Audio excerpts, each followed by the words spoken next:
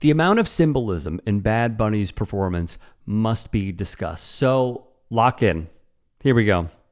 As strong a start as one could have, he showcased what to some would appear to be workers at a field that if you read Forbes' write-up, that's exactly what you'll get. But really, from Giselle Rivera Flores, it evokes Puerto Rico's agricultural past and the land that shaped so many. This was a reminder of labor and history. Sugarcane represents the extraction economy that defined much of the island's past, the work that fueled others' wealth, while shaping Puerto Ricans' bodies and communities. Placing this field at the heart of the performance was a way of honoring the roots, literally and metaphorically, where culture and history are interwoven with work, endurance, and survival. I saw people weighing in online whose parents, whose family members, extended family, people they know who worked in those fields.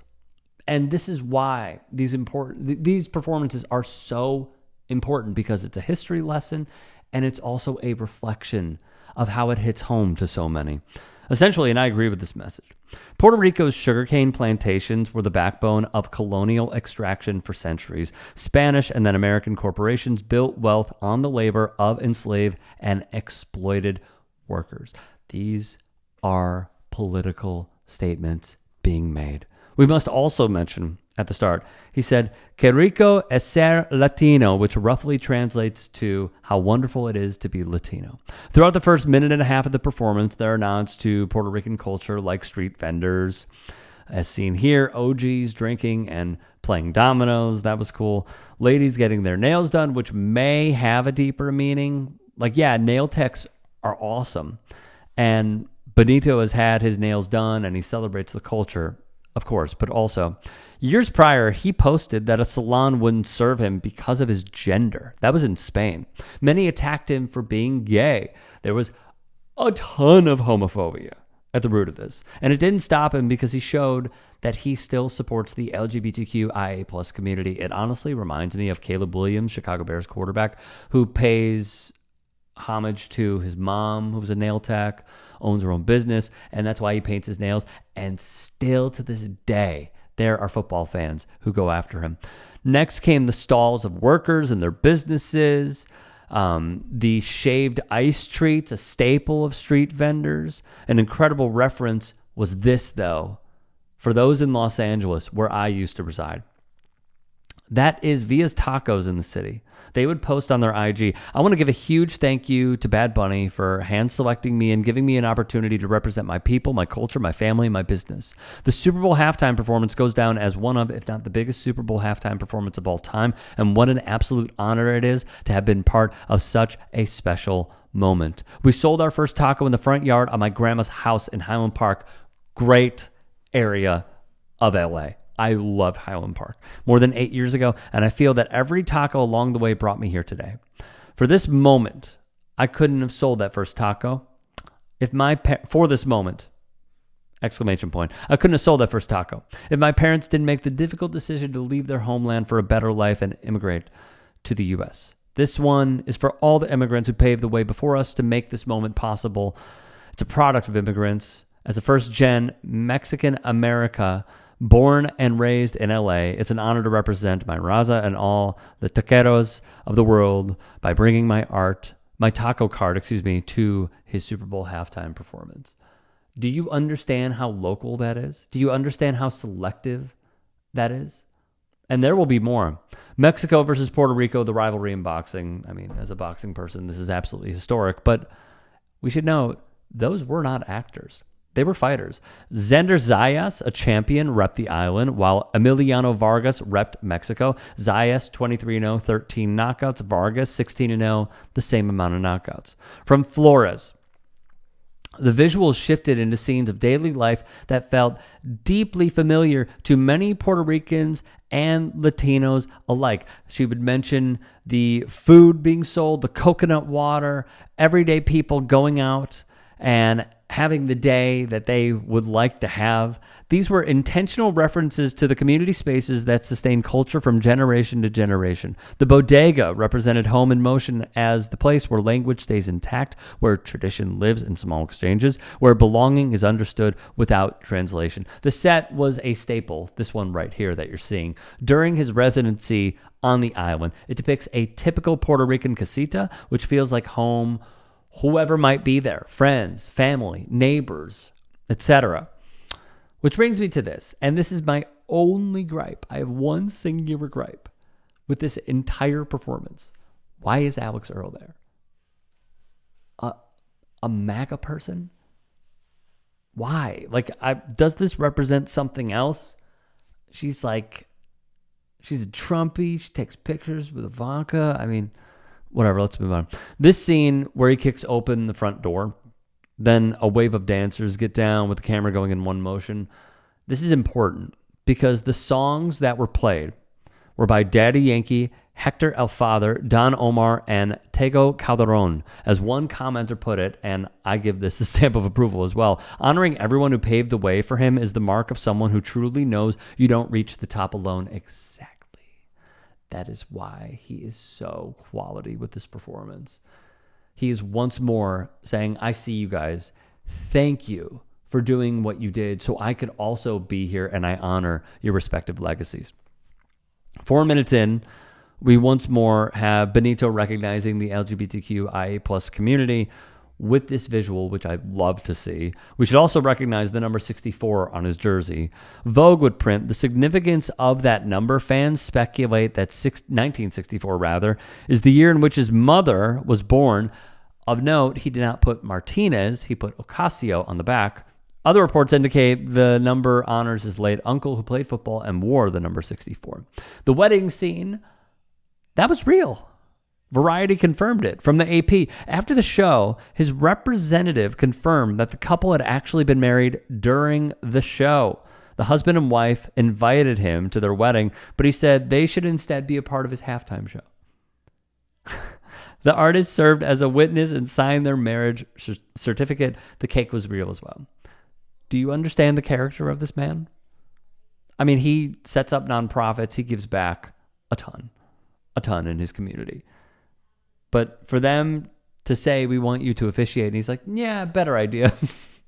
It's just cool. As the dancers break away, that is when Lady Gaga would appear. There's a lot here as well. She would perform Die with a Smile. You could see who the gown was styled by. And the designer hails from the DR, the Dominican Republic. The drop waist bodice and pleated tiered skirt came drenched in cool blue, they wrote. There was also a nod to the azul celeste of the original Puerto Rican flag. I'll get to the flag in a moment. Via Marie Claire, the bright red flower pinned just beneath Gaga's cascading blonde waves, also carried a poignant message. She wore a single flor de maga, a heart-shaped flower that only grows on the island, crafted by accessories designers Piers Atkinson. Defined by its 5 curved red petals and towering yellow pistil, it was named the island's official flower in 2019, which is also really, really freaking cool. One commenter added, you guys aren't getting it. It's clearly a critique of the American tradition of inviting Latino artists to sing at weddings as if they were just entertainers, pure stereotype. He clearly wanted to flip those roles around. I could see it. As Gaga sang, Benito danced. He was loving every moment of it behind the scenes as captured by one person at Levi Stadium. The kid sleeping at the wedding was obviously classic. We know that a lot of functions, whether it's weddings, quinceañeras, and many others, go late into the night and the kids just sleep. Now, this OG may have gone unnoticed, but he shouldn't. That is Raul El Chino Zuniga, an 88-year-old Costa Rican man who lives in Los Angeles. And then when Nueva York started, Benito did the stunt that y'all see on your screens. Bodegas, barbershops were seen in the background. The symbolism, of course, speaks for itself. This was also awesome. This woman's name is Tonita. She has a rich history in New York. She owns Brooklyn's Caribbean Social Club, which is one of the last surviving Puerto Rican social clubs in the city. Every June, there's a day where she is honored in the city. Zara Rahim, a political strategist who works with Zoran Mamdani, would tweet, "Here's the letter we sent to Tonita, telling her how special she is to the city and asking her to be part of Mayor Mamdani's inaugural committee." Again, hyper-local stuff. I even saw TikToks of New Yorkers reacting and going, "Oh my God, there's Tonita." Super cool. Another moment that needs to be recognized was this. Now, some commented, "Oh my God, that's Liam Ramos." It is not Liam Ramos. It is a child actor, but the symbolism here is important because in my view, Bad Bunny is giving an award to a younger Bad Bunny. It's really cool. All this stuff is awesome. Now, this was also a huge one. When Ricky Martin came out, he appeared in the same chairs that are seen off of Bad Bunny's album cover. Via Rolling Stone, he sang Lo Que La Paso a Hawaii, arguably the most politicized song on the album. The song is a call to arms that Puerto Ricans should hold onto their culture and their land in the face of rampant gentrification and displacement that stems from centuries of colonial rule. As a person who covers sports and politics and music and politics, this just, it feeds me. It really does. Martin sang, which translates to, "They want to take my river and my beach too. They want my neighborhood and my grandma to leave. No, don't let go of the flag, nor forget the lelolai, because I don't want them to do to you what happened to Hawaii." Angel Santiago Cruz told Hawaii Public Radio, "That song is not only important to the people in Puerto Rico, but to the people of Hawaii. The fact that he's using the Hawaiian experience to make that comparison should be another awakening to the Puerto Ricans and to the native Hawaiians." Beautifully put by Vulture here.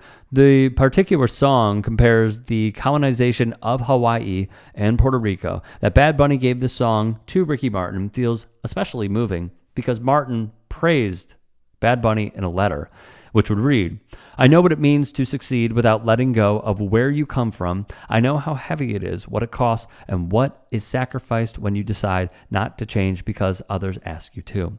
That's why what you have achieved is not just a historical musical accomplishment, it's a cultural and human victory."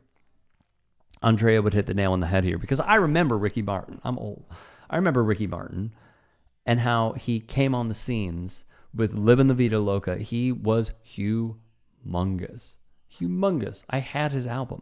The fact that Ricky Martin got to sing Lo Que Le Paso a Hawaii in Spanish after being told by the industry he had to switch to English to break into it must have felt incredibly healing. I completely agree. Another, Ricky Martin had to sing in English to achieve success in the States in 99. Today, he sang the most anti-colonialist track from Bad Bunny's album in the same country and entirely in Spanish. It's beyond powerful. This was also humongous. The power lines exploding and workers falling off after Martin would conclude his song. The track El Apagón begins, which translates to blackout. From Rolling Stone once more, the song talks about both Puerto Rican pride and the frustrations of dealing with the frequent blackouts that plague the country. The longest blackout in American history was the nearly year-long blackout Puerto Rico suffered after Hurricane Maria.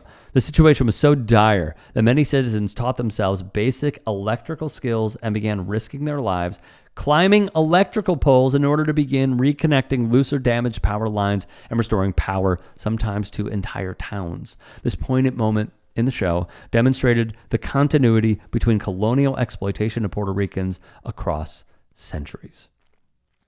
Vic would weigh in. We don't talk nearly enough about that part of him up on the lamppost, representing the frequent blackouts that the country suffers from. Puerto Rico is an unincorporated territory of the United States and has privatized electricity run by an American company with shoddy maintenance since 2021. From NPR, and then I'll comment. Luma Energy is the private Puerto Rican power company responsible for maintaining the power infrastructure for the entire island.